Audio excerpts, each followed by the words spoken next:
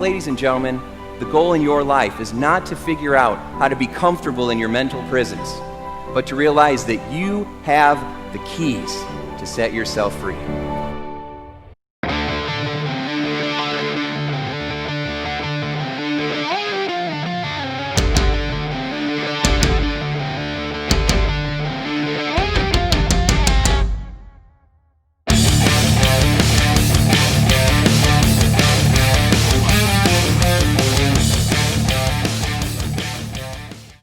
We've got a legend in the house. Dr. Willie Jolley is with us. Dr. Jolley, welcome to the program. Tim, it's a privilege and a pleasure, a treat and a treasure, a joy beyond measure for me to be in your presence and to be with all of your mesmerizing, incredible folks, and I'm grateful. Those who know me know I start my XM show, my speeches, everything I do with a single minute. I have only just a minute, only 60 seconds in it. Forced upon me, I can't refuse it. I didn't seek it, I didn't choose it, but it's up to me to use it. I must suffer if I lose it, give account if I abuse it. Just a tiny little minute, but our eternities are wrapped up in it. So I'm grateful for this minute, this moment, this opportunity to be on with you, and have a great day today. Oh my gosh. So ladies and gentlemen, this is why Dr. Jolley is one of the top 5 most successful speakers in the world. This guy, I mean, that was the best introduction that I think I've ever heard. That was well, thank you. Thank you. Wow. I'm just honored. I'm grateful. I'm grateful. Wow, man. Well, I'm grateful that you took time out of your busy schedule to be with me today. So let's jump right in because I have so many questions for you. Sure. Wow. All right. So what would you say is the secret to your personal success? Wow, that's a great question, Tim. I think the secret to my success is twofold. It's a two-pronged positioning. One, I'm successful, and the secret is faith. My faith is a major part of my success because I have an expectation that good is going to come from my efforts.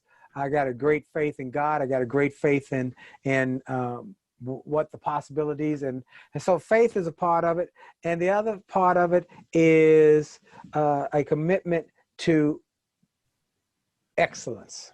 I made a commitment years ago to excellence when I had been comfortable with mediocrity, but I realized that mediocrity wasn't getting me anywhere. So I made a commitment to excellence. And I said, I'm going to outwork, out hustle, out struggle, out everything, everybody.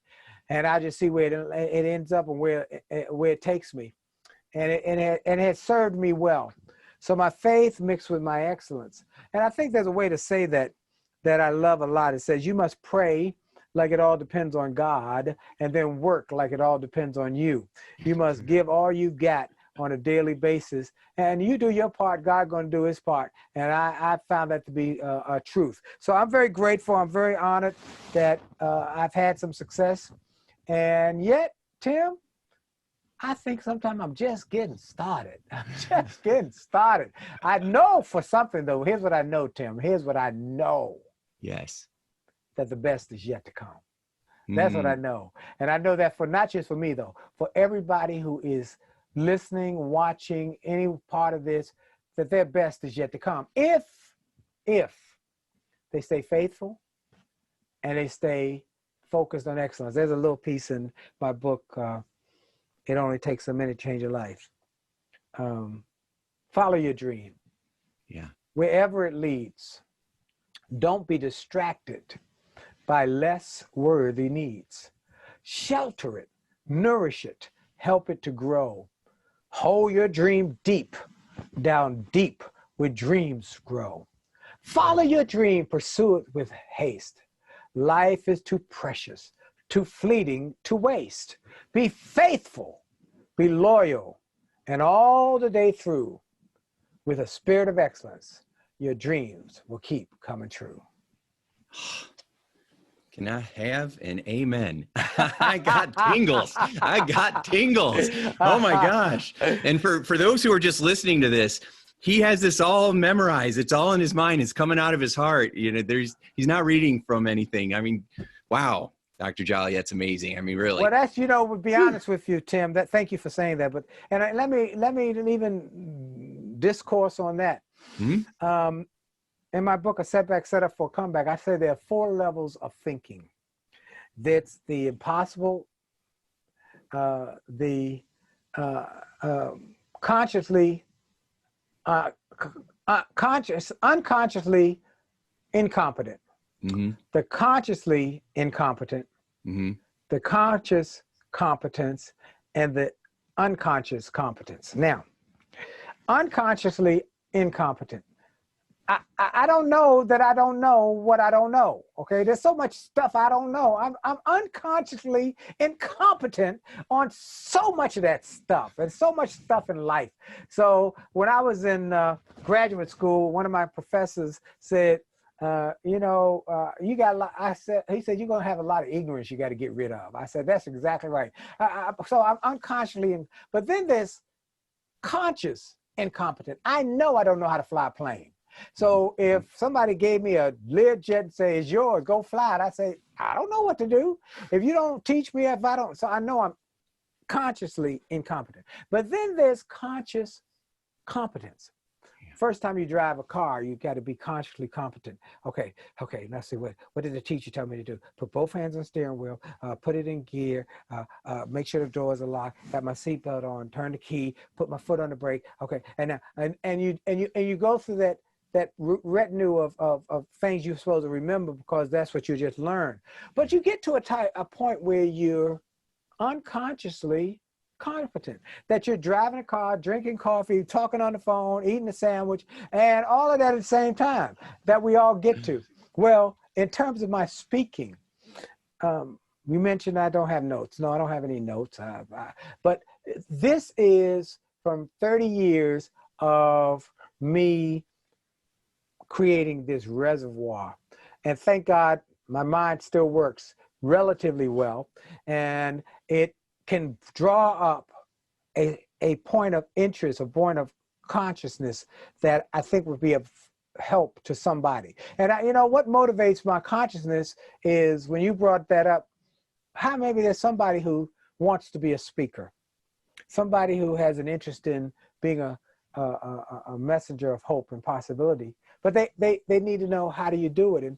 And one of the things, I have a boot camp every year, and then we started a whole new program online, youcanspeaknow.com, to give people some entry level, just to get them started. And one of the things I tell them in those programs is that you'll go through different levels of thinking and learning and expertise, so that at one point you'll be saying, now, what is my speech about? Did I have to read it? Or maybe I can go to an outline, to a point where I've been on a stage. I tell this story often.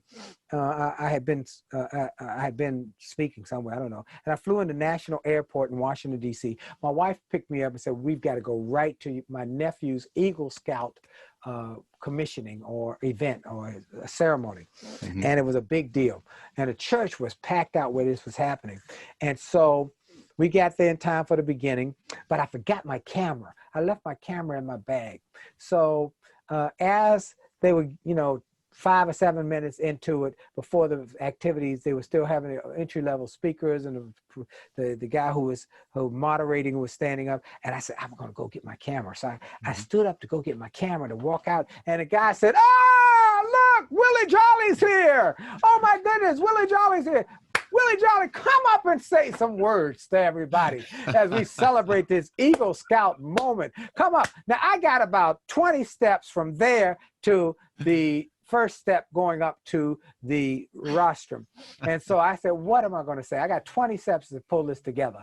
And that's when I start pulling these things from all of these years in my mind. And so I get to the stand, I stand up, I get in, and I say, I'm here today to celebrate my nephew, Brian, and the great accomplishment that he has had for us today of becoming an Eagle Scout. And he is a model of excellence for all of us. But you must understand how he had to make some decisions. And over the years, I've shared with people how powerful it is that you must decide whether you're going to be an eagle or not. See, and there's a story about an eagle that had his egg up on the top of the highest mountain peak. A strong wind came and blew that eagle egg off the mountainside, and it rolled down into a valley, and it rolled into a chicken farm. The mother hen saw the new little egg and said, I'm going to sit on it. It must be a different kind of egg. It's different. It looks weird. But she sat on it, and it finally hatched.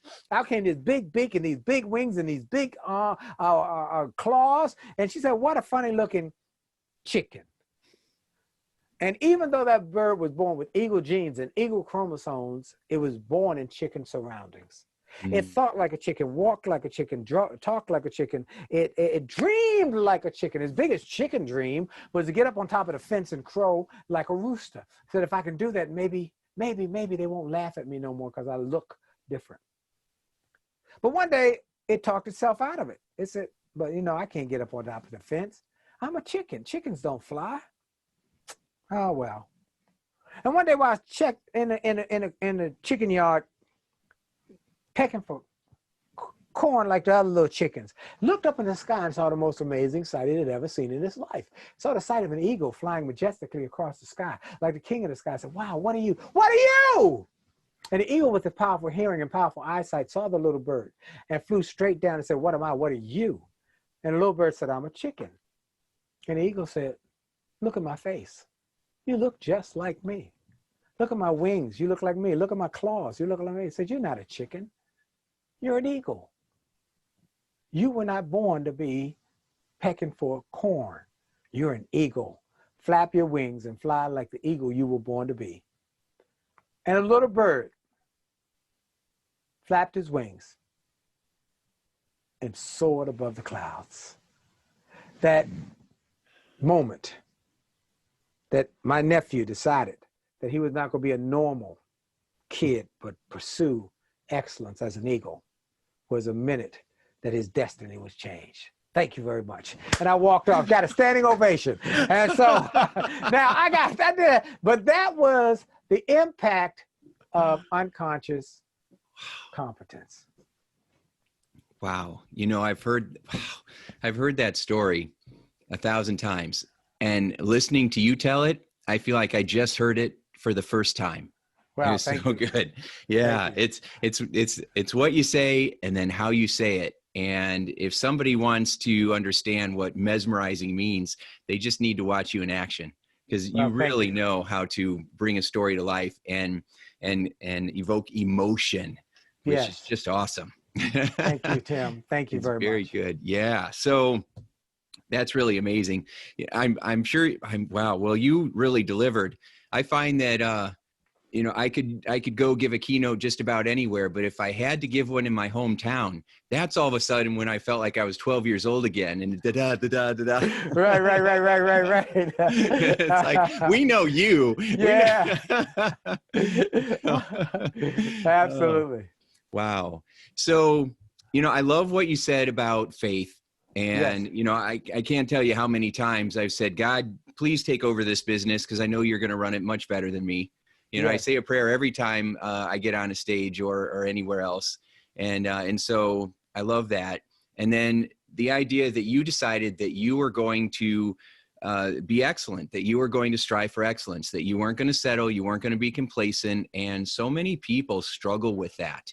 In fact, especially these days where there's so much uncertainty, if people are struggling to find their focus, their motivation before, they're really hurting now.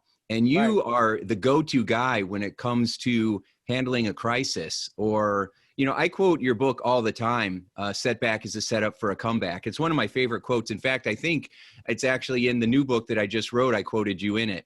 Bless your heart. Thank you, sir. Thank you. Yeah. And so I just love it. So how did you figure that out? How did you figure out how to help others? It's hard enough trying to figure out for ourselves, but how did you figure out how to help other people go from a setback to a comeback? You know, I've been always intrigued with how I come up with my books. And really, each one was a result of some life experience. I believe that it's hard to teach what you don't know, and it's hard to lead where you're not willing to go or haven't gone. Mm-hmm. And so my book, A Setback Set Up for a Comeback, is a result of me being a nightclub singer Mm-hmm. who won awards for Best Jazz Singer, Best Entertainer, Best Male Vocalist, Best Inspirational Vocalist. I won all these awards as a singer.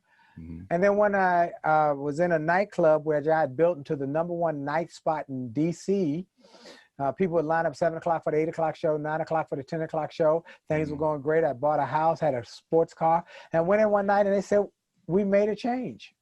We love you. People love you, but we got to get a better return on investment.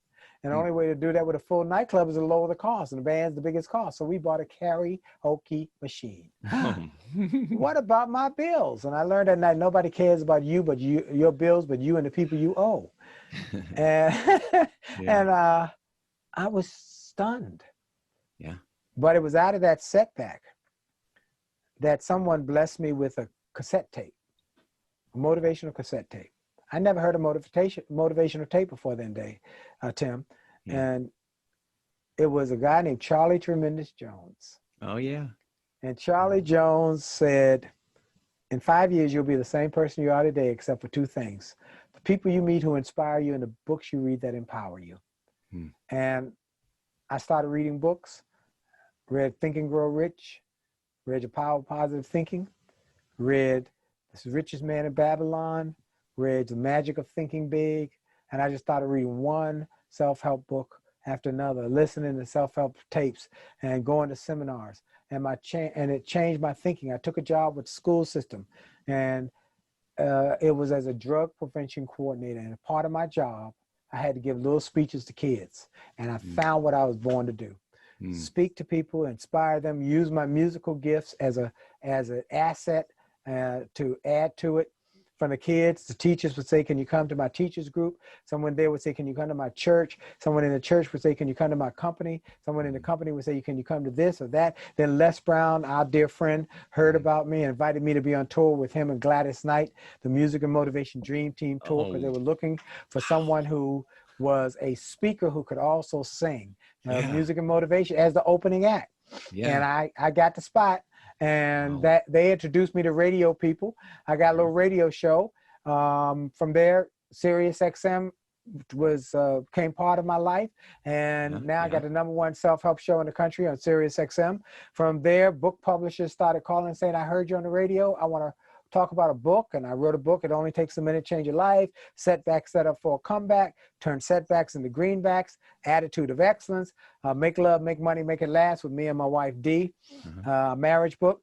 And then in 1999, I was named one of the top 5 speakers in the world by Toastmasters. 2005, inducted in the Speaker Hall of Fame. 2013, named a legend of the speaking industry. And all of that happened, Tim, because I got fired and had a setback. So that book was the first 4 or 5 pages is about my story in that book. But then I quickly deviate from my story to other stories of people, some of them famous, some not, who turn their setbacks into comebacks. And the lessons I learned from all of these people that helped them turn that setback into comeback. When then this book comes out, it becomes a national bestseller, then a global bestseller. And now it's got a resurgence. People are buying it like crazy now because this is a setback time. But as a result of that book, Ford Motor Company had an exec who read the book, and when Ford was on the brink of bankruptcy, they said, we need a comeback. And when they said, we need a comeback, this guy said, we need a comeback. There's a guy, I read his book, we should be using him. And I got the call from Ford, worked with Ford in 2006, 2007, 2008, 2009. Ford's able to reject the government bailout. The Detroit Free Press writes a big article about Ford's amazing comeback. And from that day, my life changed. General Motors called, then Walmart called, then Johnson & Johnson Dubai, then Coca-Cola South Africa, then First Bank of Nigeria, then one after another, all over the globe. So I was saying, if you can help Ford, you can help us. So it has been amazing, the whole process. And so to go back to your question, the book came out of my experience from Ford.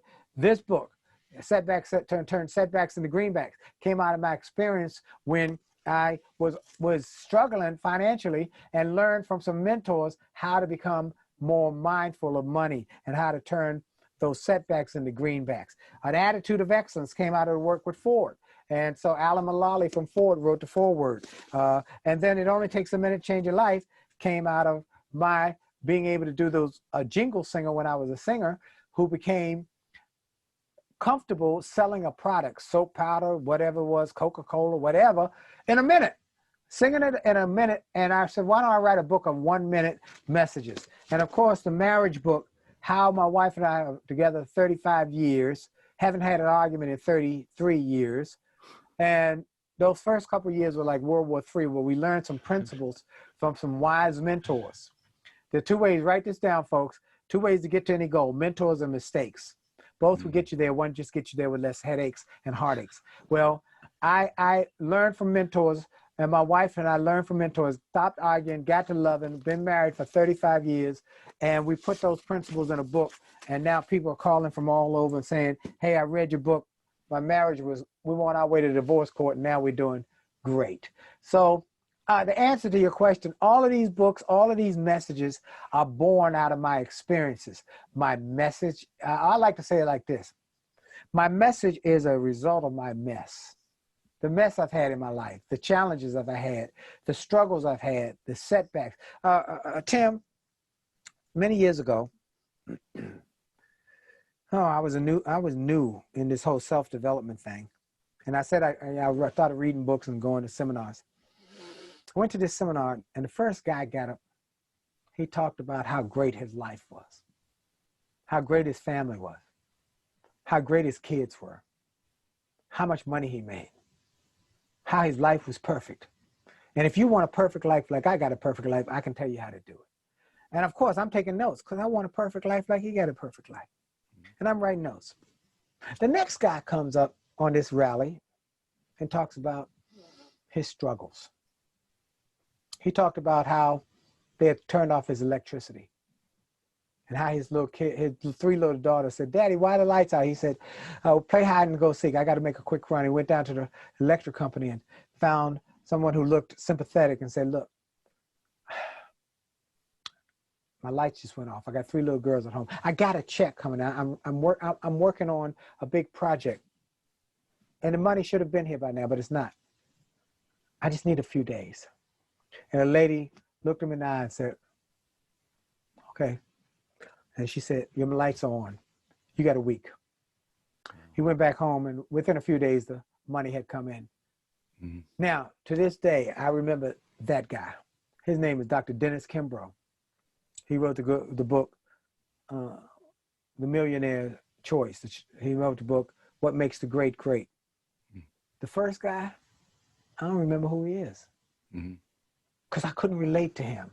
Yeah. But I could relate to lights turned off. I could relate to struggles. I could relate because that was my story. And so all of these books talk about the struggles. I wish I could tell you that I had it all together, folks. I wish I could tell y'all that I'm erudite and scholarly and everything falls into place. I wish I could tell you that every word that I say is perfectly put together, that the verb and the noun all work together. I'm working on that.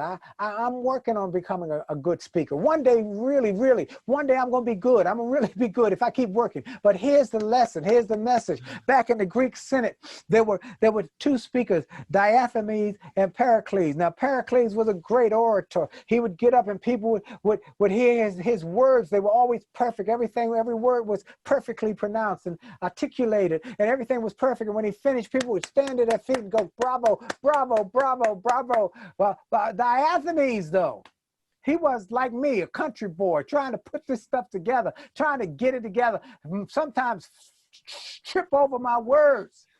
But when he finished speaking, no one would jump to their feet and say, bravo. They'd jump to their feet and say, let's go to war.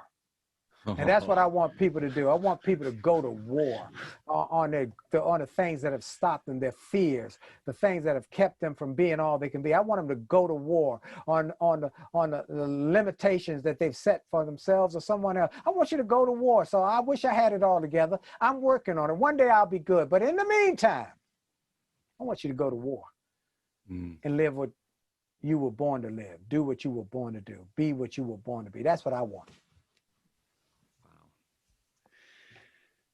Wow.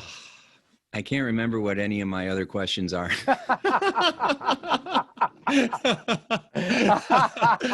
I'm ready to go to war. I just can't remember anything else. Wow. Oh my gosh. That was, wow.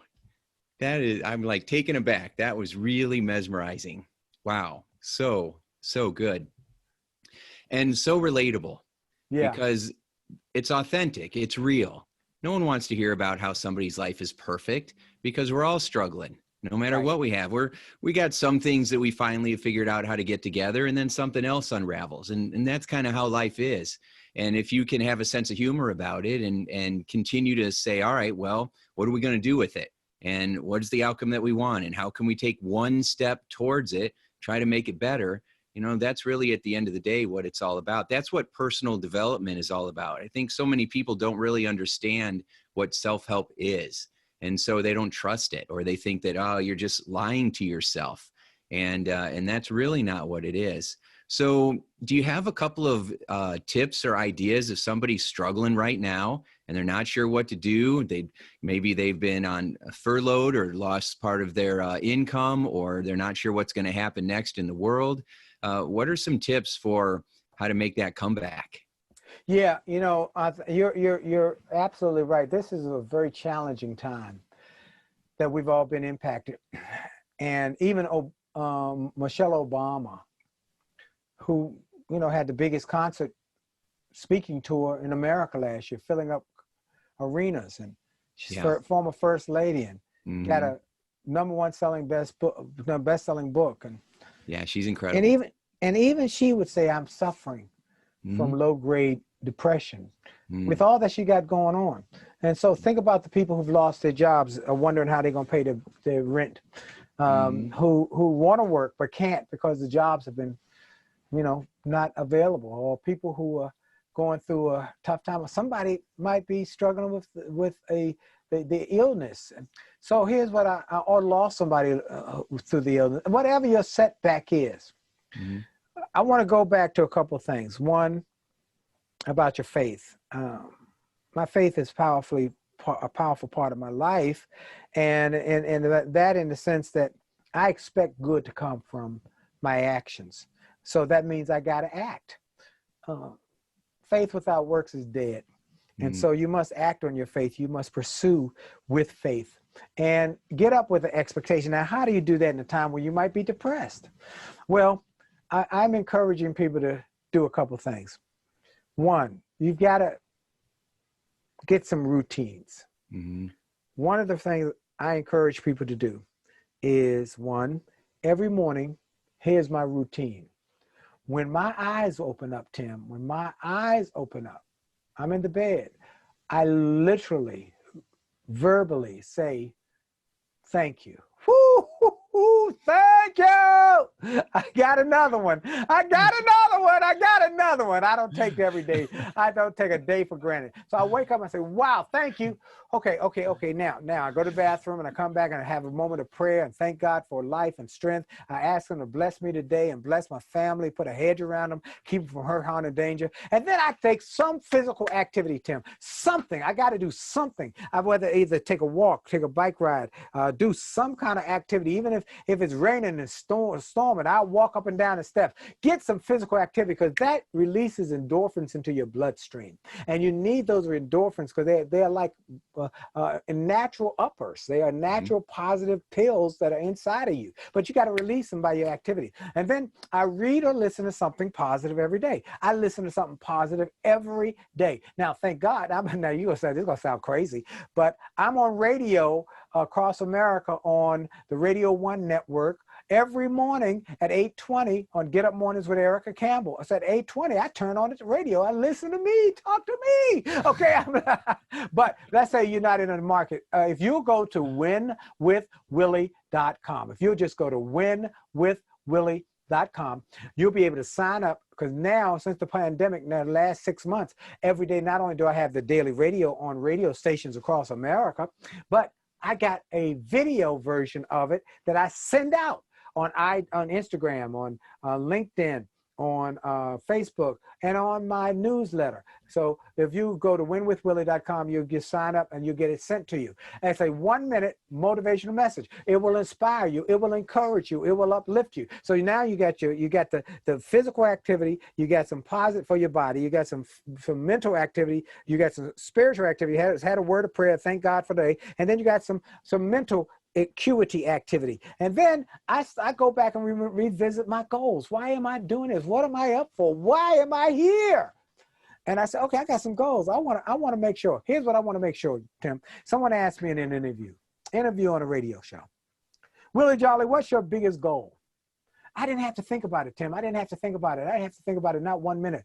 I said, my biggest goal, oh, that's easy. I know that clear as a bell. My biggest goal is that 100 years from now, some kid will walk into a room and see a picture of me and my wife and walk up to that picture and kiss it and say, thank you, great, great, great, great, great, great granddaddy, great, great, great, great, great, great grandmama for what you did back in 2020, 2021, 2022, 23 to make it possible for us to have a business, a home, an opportunity to go to college, a legacy that you left.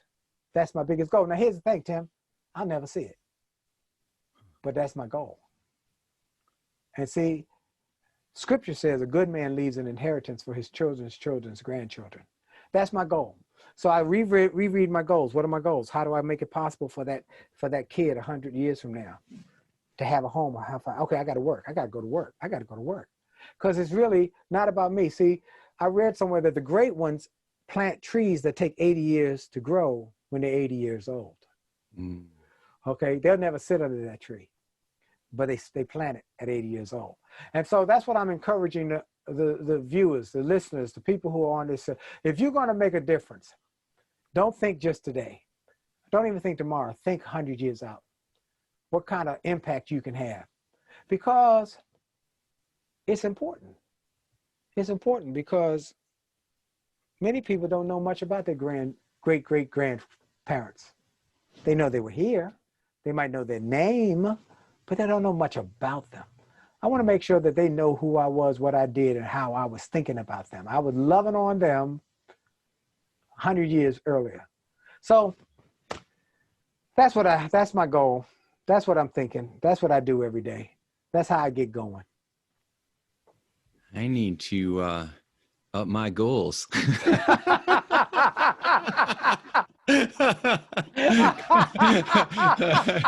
Come on. Jeez. Well, I will tell you what, I'm going to subscribe to that Win with Willie right now, winwithwillie.com, as soon as we're done, because I would love that. I mean, oh my goodness. Wow. Oh, when you go there, by the way, you get to see the song I put out too, called We'll Get Through This. And people could see that during the pandemic. I just decided to do a music video. I'd never done a music video before, Tim. Because when I was in the music video, there was no such thing as the internet. There was no such thing as the music videos. I was in the music business 35 years ago. So I did my first music video while the pandemic on my iPhone and my iPad. That's what, this was the whole production of my whole music video, those two things. And what that goes back to is those principles of being creative, being proactive, taking action before you're ready. Just go with what you got. Go with the best you got and keep trying. So I'm excited about it. Oh, that is very exciting. I remember the last time you and I were in the same room together was in Indianapolis, and it was a few years ago, and Dee was with us as well. And I remember you were teaching a group of speakers how to thrive in the business, and then someone asked you if you would sing. And I'm like, oh no. It was kind of audacious, but you know, you're kind of famous for singing, and so and you did. Yeah. And after you were done, every one of us in the room was like, well, I hope we don't ever have to compete against this guy. That's just ridiculous. That's too much talent. He's cheating. Oh, bless your heart. So, thank you, Tim. It was so good. So, you know, you've been around the world. You've impacted so many people. I always like to ask these questions. What was one of the coolest experiences that you've had? Man, let me tell you one that really impacted me tremendously. I was in Japan. Mm. Second tour of Japan for the U.S. Marines. It was a high security time. So they were doing extra special or extra level security checking. I'm with a group of people. We're going through a security check onto the base through this building. We're going to building, and everybody put their passport through, and they wait 30 seconds, 60 seconds, and they either, okay, you're good. Mm-hmm. It's passed. Everybody, and then I get to me. They get to me. I gave my passport. They push it through.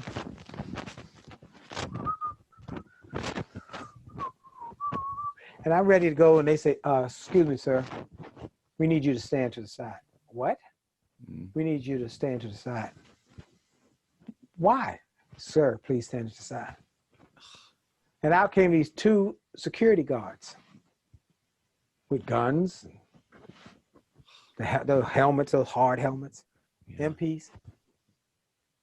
And they said, are you Mr. Jolley? Yeah. William Jolley? Well, that's on my passport. Yeah. We need to see you in the back. What did I do? What's wrong? Sir, we just need you to come with us to the back. Oh my. So I go down this long corridor, and I get to a room that has a sign on it, Commandant, Commander of the base. Oh man, what's going on here? I walk in, and a big leather chair was facing outside the window. It spins around, and there's an African-American guy, kind of young, not maybe in his 30s, said, sir, I was sitting here at my desk, and I see the different people go by, and I saw yours.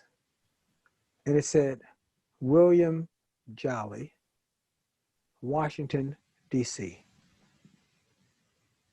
And I wondered if that's Willie Jolley. Are you Willie Jolley? I said, yeah, I'm Willie Jolley. My real name is William, but everybody called me William. Yeah, I'm Willie. He said, are you Willie Jolley? It says from Washington, D.C. Are you Willie Jolley from Washington, D.C., who's the motivational speaker? Yeah. Are you Willie Jolley, the motivational speaker who came to Archbishop Carroll High School in 1993? No.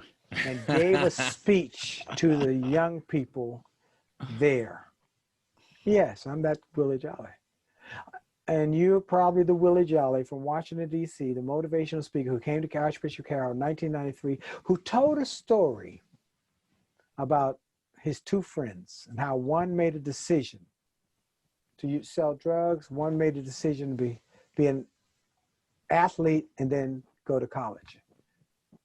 And how this one went to jail and this one became wealthy.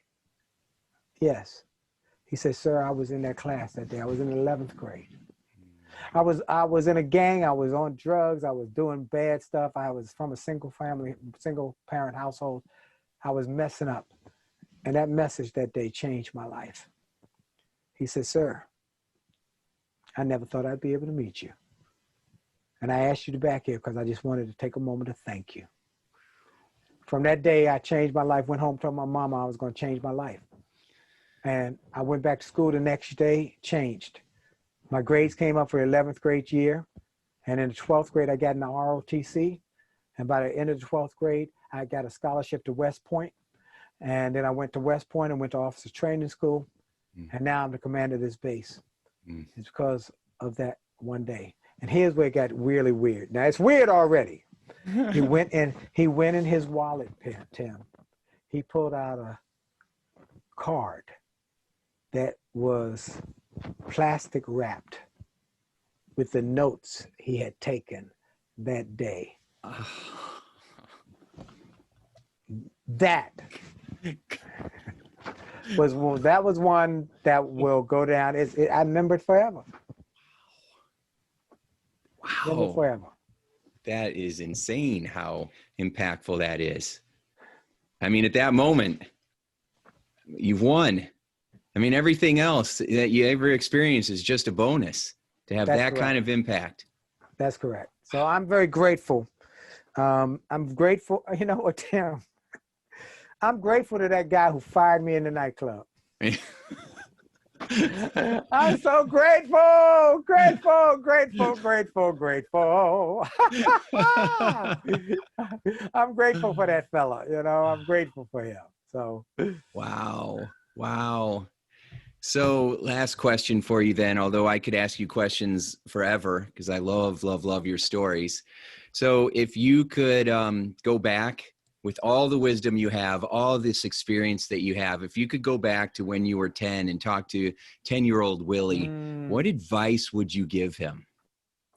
Oh, man, that's a great question, man. That's a great question. The 10-year-old Willie, I'd say, Willie, listen to your mama. I really would. Now, my That's dad, sage advice there. That's good yeah, advice. believe it or not, my dad died when I was 13.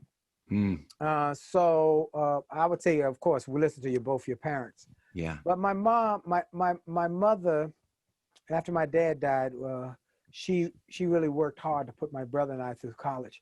And she gave us sage advice I didn't always listen to. And in retrospect, I should have listened to my mother-in-law. She was always my biggest champion. She was always my biggest supporter. So I would say, listen to your mother. She's going to give you good advice. Follow her plan for your life. In my marriage book, we talk about marriage and the difference between Eastern marriage and Western marriages. And East Indians, their parents choose who they're going to marry. Versus Western marriages, you choose who you're going to marry. Well, we got a 50% divorce rate in America. Versus in East India, it's a 3% divorce rate. Because they say that they start off cold and warm up over time. Versus us who start off hot and cool off over time. Now, thank God, my wife and I have not cooled off. We're still hot. I got the hots for it. But but majority of the people cool off. But here's the lesson, Tim. If the parents choose, it's because they know you better than you know yourself. Now, am I subscribing to that? I know I'm not subscribing. I'm just choosing. I'm using that as a metaphor that my mother knew me. And if I would listen to her, she would have given me wise counsel. She always supported me. She let me do my dream, but there were little things that she would tell me to do. Stay away from these type of people. Don't do that. Don't hang with those type. So I listened to a lot of it. She was big on education. I went through college and then went on to get my master's. And she'd be very proud now because 7 years ago now, I stopped speaking for a year. I shut it down and went back and got my doctorate. And it was tough. She would be so proud. But that was one of the things I tell my 10-year-old Willie. The other thing I tell my 10-year-old Willie is to really work hard in school. Man, I did okay in school, but I didn't do as best I could have done. But they're a benefit for scholastic achievement. And last thing I think I tell 10-year-old Willie is never compromise your integrity. Now, I think I've done that, but there were times at a 10-year-old where I got spankings because I lied. I lied about this, I lied. Never compromise your integrity. Just never do it, because that's the one thing that will always pave a path for you, your excellence and your integrity. Yeah. And so I learned it over years, but if I'd known that then, I might have been even better. So I'm very grateful. But that's a great question. Thank you for asking that. That made me think about my parents and my mom and the lessons she taught me. That's wonderful. So have you taken that advice and put it into your relationship with Dee? Because it's amazing that you said that we haven't had an argument in like 33 years. And yeah, I've had two today. You know, we, as I said, mentors and mistakes. When we were struggling, we went to see people who've been married 40, 50, and 60 years Mm-hmm. and said, what's the secret? And they would tell us these secrets that we put in the book, the 10 principles for creating a great marriage. And they gave us those principles, and we just started employing them. We started embracing them. Yeah. And that's what's really the secret is, been that we embrace what we learned, and then we put in the book what we learned, and people now, others, are embracing it and are thriving in their marriages. So yeah, the answer is yes. It didn't come from my mother per se. The only part of the whole marriage book I talk about my mother is what do you do when you don't know what to do? Okay. And my mother used to say, when you don't know what to do, pray. Pray for wisdom. Pray for wisdom, and God will give you the answer if you pray. And so that's one of the things I've done over the years. But other than that, my mom never remarried after my dad died. And she was always a virtuous woman and someone who always put us first. So, hey, you know, I'm very grateful. Dee and I are doing great. We got the Monday. Look, I want to invite people to Monday night, 9 o'clock, Facebook Live, Willie.Jolley. Happily Married Monday with the Jollies, every Monday night at 9 o'clock. And now we're putting it on IG as well. You follow me on IG, you'll get it on IG, Instagram. So Monday night, 9 o'clock. Monday through Friday, you get the 1-minute videos sent to you if you go to winwithwillie.com, or you can listen on radio. My XM show comes on every Saturday at 4 o'clock on channel 141. It re-airs Tuesday at 6 p.m. and Thursday at 6 p.m. It re-airs twice, and every week I have the best and the brightest thought leaders. But let's say you don't have XM, no worry, no problem. You can go to my podcast where we take the XM show, put it right on the podcast on iHeartRadio, C-Suite Radio, Spotify, Stitcher, TuneIn, and Apple Podcasts, the Willie Jolley Wealth Ways podcast. Then on Saturday morning, it's the Jolly Good News Report at 10 o'clock Eastern time on my Jolly Good News Facebook page, where I give you nothing but good news for a half hour.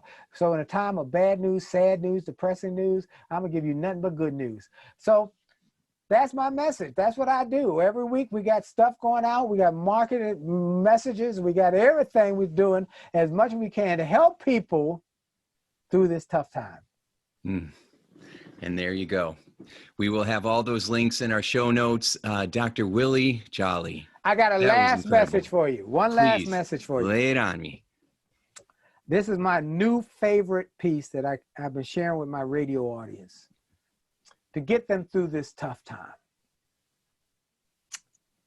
As we go through this tough time, there are two creatures you can choose which one you're going to model. There's an ostrich and there's an eagle. Now, the ostrich in the crisis moments of life and tough times sticks its head in the ground and it says, wake me when it's over. The eagle, on the other hand, does something very odd. It takes flight and flies right into the face of the storm.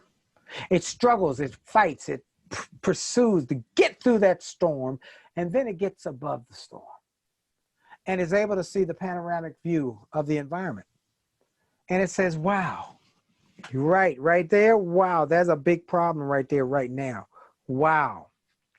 But I'm looking up the road. There's good up the road. There's good up the road. Keep going, keep fighting, keep striving. There's good up the road. Folks, Tim is bringing the best and the brightest to you because he wants you to know to keep moving. Be mesmerizing. Don't stop. Make a difference because it's good up the road. God bless you. May heaven smile upon you. Thank you for having me on. It's been a privilege and a pleasure, a treat and a treasure, and a joy beyond measure. Hey, it's Tim. Are you ready to be inspired by the world's greatest motivational speakers? Witness history as the legends of business and personal growth share with you their best strategies for how to be profitable in our new economy. Go to legendsummit.com. That's legendsummit.com. I'll see you there.